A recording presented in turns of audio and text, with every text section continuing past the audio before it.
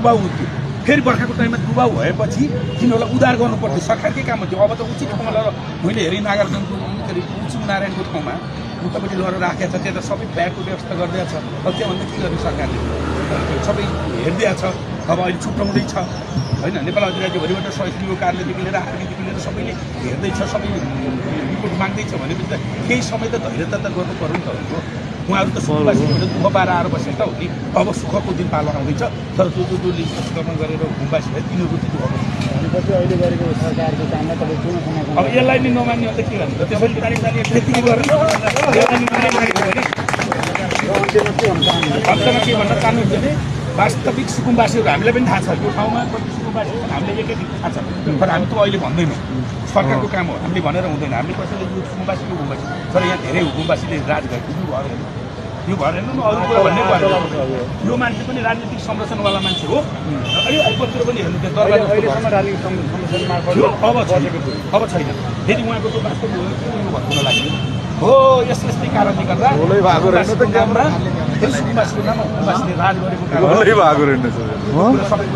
फेरि हान्नु नि त रोल हान्न मिलिहाल्छ मेयर हुँदाखेरि सरकारले साथ रिल हाल्ने यस्तो ठाडो बनाउनु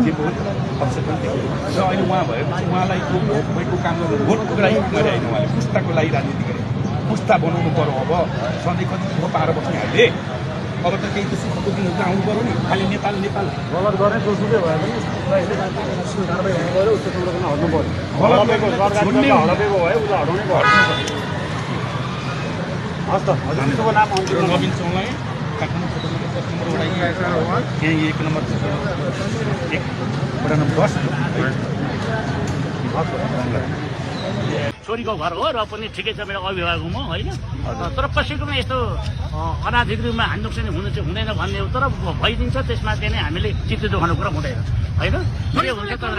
धोका भएको हो किनकि कसरी नाममा मेरो भयो त कसरी नक्सा पास भयो त आफै भन्नुभयो आफै प्रश्न गर्नुभयो जब तपाईँसँग छ घर कसरी बन्यो हाम्रो प्रश्न हुन्छ फेरि तपाईँलाई कर्मचारी धोका दिएको जम्मत गलत के अरे जमिन गलत थियो भने होइन त्यो कसरी चाहिँ पूर्जा दिए कसरी चिने त मार्फत नापियो नि त एउटा रातो कागज दिन्छ पूर्जा होइन त्यसको भरमा आफ्नो यो तेरो सम्पत्ति यो तेरो जमिन भन्ने हुन्छ होइन अब नक्सा पास भयो राजस्व तिरियो होइन ब्याङ्कले पनि पत्तायो सबै कुरा होइन त्यो वडाको चाहिँ 4 किलो नभइकन त अब चाहिँ ब्याङ्कले पनि के अरे लगानी गर्ने कुरा हुँदैन भनेपछि मालपोत कार्य लगायतका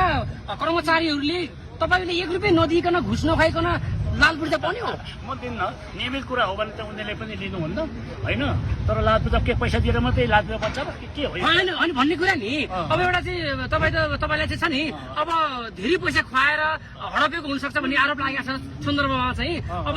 पैसा नखाएर त कर्मचारीले काम गरेन होला भन्ने सन्दर्भमा प्रश्न उठायो कि त्यो पैसा खुवायो भने चाहिँ बरु पैसा भयो नि म कसैलाई त्यसै भ्रष्ट गराउनु चाहन्न म आफू पनि हुन्न हो कि तर त्यो भ्रष्ट गर्नेलाई किन गलत काम कुरा गर्न भन्दा त्यो पैसा चाहिँ म चाहिँ के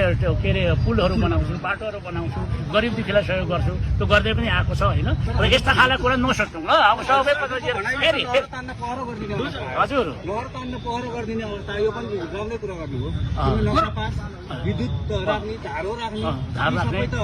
त्यतिकै हजुरले त प्राधिकरण त्यतिकै आएर दिएन तिमीतिरै दिए होला होइन दस्तुर बुझाउनु पर्दो रहेछ दस्तुर बुझाएपछि अब लोजरले अहिले अलिकति हानेर गएको छ होइन अब यसलाई हजुरले पुरै भत्काउनुहुन्छ कि यसलाई नै मर्मत गर्नुहुन्छ के छ त्यो चाहिँ पछिका कुरा हुन्छ के गर्नुपर्छ होइन गर्लान् भन्लान् नि त उनीहरूले पनि किन भत्काएको त्यही विषयमा तपाईँले एउटा सरकारसँग बसेर टुङ्गो लगाएर आफ्नो जमिन कति हो ल है जमिन कति हो त्यो छुट्याएर गर्नुहुन्छ यत्रो घर बनाउँदा पनि भाइरल त हुनु भएको थिएन अहिले भत्किँदाखेरि एकदम भाइरल हुनु भएको छ के छ अब होइन म त्यस्तो सानो चित्त गर्ने मान्छे पनि होइन कि एउटा चाहिँ त्यस्तो हानि नोक्सानी कहिले विवेक पुऱ्याएर विवेक नपुर्याइकन कहिले गए कानुनी कहिले काम नपुऱ्याएको सबैको काम पुरा हुन्छ नि त्यस्तो कुरामा सरकारले मैले चाहिँ नि कुरा छैन हजुरले अघि भन्दै नि चित्त दुखेको छ कानुन लगाउँछ यो सरकारले वास्तविकता पत्ता नलागिकन त त्यसै त ढाल्दैन गर्दैन चित्त किन दुखाउने चित्त दुखाएको छैन यस्ता क्रमहरू त्यसमा भइरहन्छ होइन वा माओवादीहरू चाहिँ प्रचण्डजीले 17-18 हजार मान्छे मार्दा र 200-250 चाहिँ के अरे अब ब्याङ्कहरू लुट्दा यस्ता चाहिँ पुलहरू कति भत्कायो कति मठ मन्दिरहरू हिन्दूका धर्मका मान्छेहरू मारे भत्कायो होइन र त चाहिँ मान्छे चित्त दुखायो प्रचण्डले पैसा प्रधानमन्त्री भन्छन् होइन यो अहिले पनि त के कस्तो गतिविधि भइरहेछ र पनि उही हो भन्छ होइन। त्यसले गर्दाखेरि एउटा असल विचार भएको मान्छे, देश विकास गर्ने मान्छे, सरल मान्छे होइन देशले खोजेको छ होइन। देशले खोजेको छ, अब चाहिँ जनताले खोजेका छन्, त्यो कुरा पाउनुहुन्छ।